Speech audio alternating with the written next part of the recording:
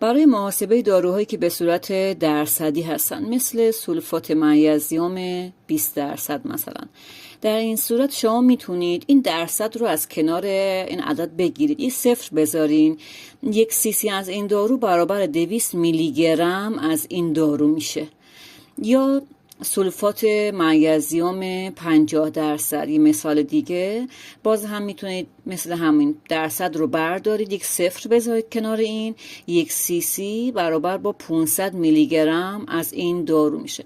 با دونستن این فرمول یا این روش میتونید محاسبه کنید. مثلا مریض باید 2 گرم سولفات منیزیم 50% دریافت کنه. 2 گرم سولفات منیزیم 50%. گفتیم 50% درصدش رو بر میداریم، یک صفر میذاریم. 1 cc برابر با 500 میلی گرم از این دارو میشه. حالا با چقدر به مریض دارو تزریق کنیم؟ 2 گرم. 2 گرم واحدا فرق میکنه، این میلی گرمه، واحدی که میخوام بزنیم گرمه، پس گرم رو تبدیل میکنیم به میلی گرم، میشه 2000 میلی گرم. میخوام ببینیم چند سیسی است، یه تناسب میبندیم.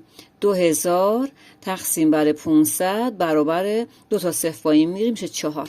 پس 2 گرم از این دارو برابر میشه با 4 cc سولفات منیزیم 50%.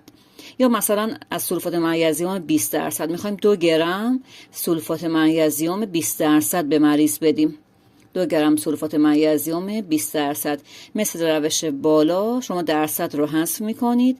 1 cc از این دارو برابر با 200 میلی گرم از این دارو میشه. 2 گرم اگه بخواین بدین، 2 گرم میشه 2000 میلی گرم. درسته؟ پس عددی که به دست میاد 2000 تقسیم بر 200 باید 10 cc از این دارو بکشید. بس 2 گرم سولفات منیزیم 20% برابر با 10 cc از سولفات منیزیمه.